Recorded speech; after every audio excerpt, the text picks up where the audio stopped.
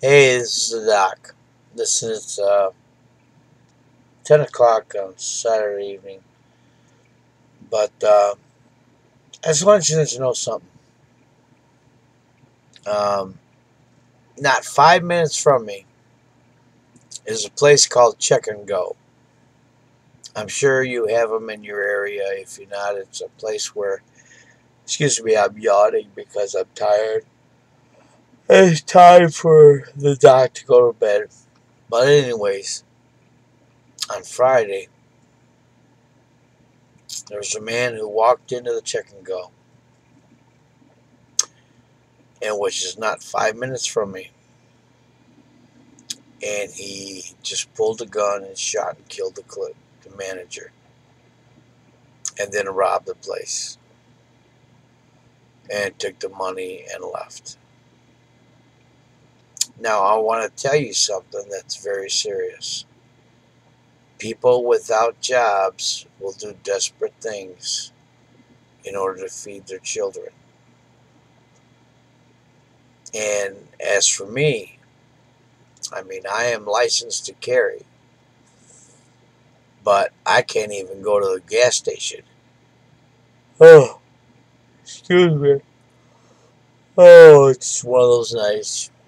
I can't even go to the gas station without making sure I'm carrying. And I generally expose it so people know that, hey, you don't mess with me. I'm packing. Okay. But I want you to understand that in these last days, more people without jobs and more people having to take care of what they got to take care of. They're going to do whatever means it takes to take care of. And you got to understand that not everybody is as humble as you or as nice or as peaceful as you. They will do what's necessary to survive. I brought it up before about there's an instinct built into everybody to survive. The bad part is there's people who are more quick to jump into survival mode and take somebody else's life, and that's not good. It just kind of shocked me today that I found out Friday that not 5 minutes from me was a place called Check and Go, where people go to cash their checks or to get an advance on their checks that's coming on Friday. That's what it is. And somebody had, excuse me, the audacity or the nerve to walk in, shoot 3 or 4 times, and kill the manager, and then take the money. And I have noticed that there's a lot of gas stations the same way up here. See, I'm in southeastern Michigan, and as we all know that, and if you don't know, that this is one of the biggest population of Arabs, which has nothing to really do with it. But most everything is owned by Arabs. Restaurants, gas stations, yada yada. And you have to, excuse me, I'm yawning again because I'm ready. Time for me to go to bed. My PTSD meds is kicking in. It's time for me to go to bed.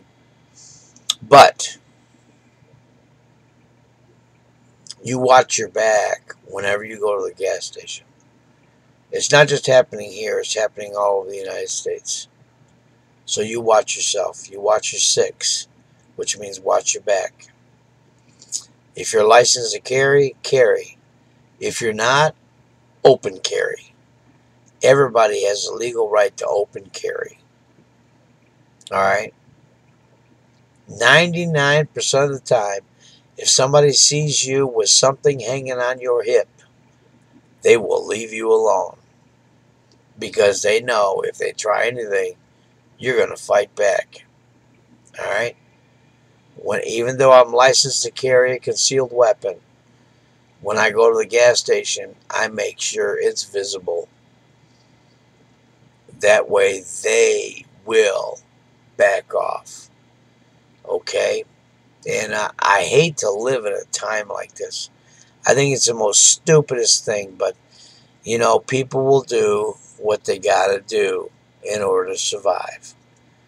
The bad part is they're predatory and they don't really care what they gotta do to somebody else in order to survive.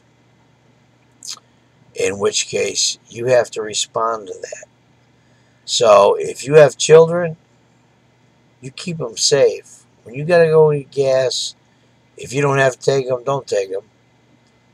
If you do have to take them, you keep them in the car, and you have something that shows that you're more than willing to take care of whatever.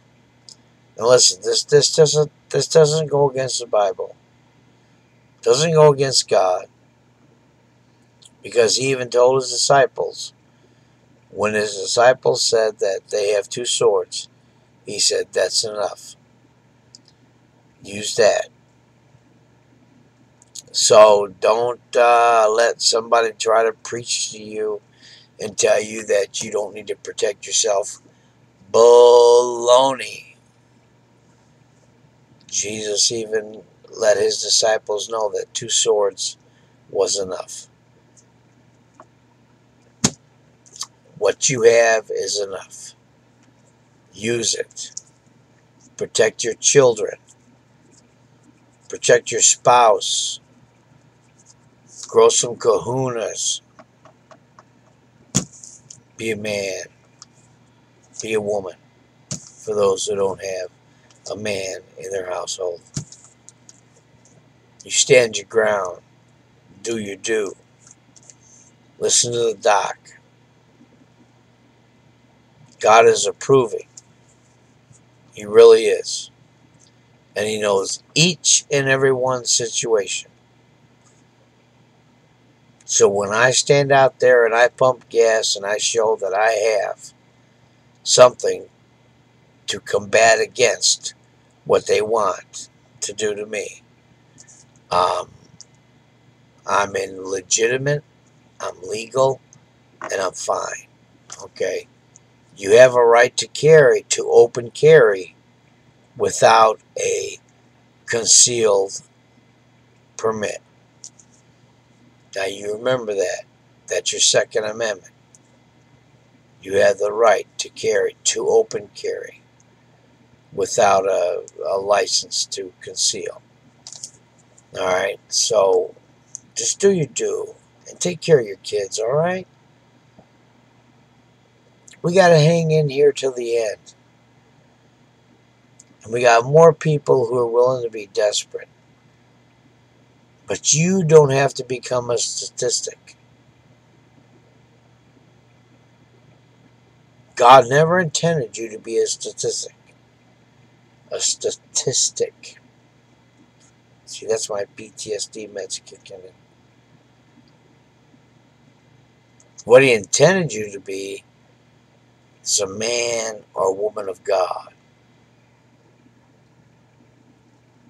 And you do whatever you can not to have a problem. But when a problem comes to you, He expects you to stand up and take care of the problem. He's got your back, God does. Like He has the doc's back. Remember that, okay? Alright, God bless you. Love you in the Lord. If I don't see you on this earth, I'll see you in heaven. Alright? Amen.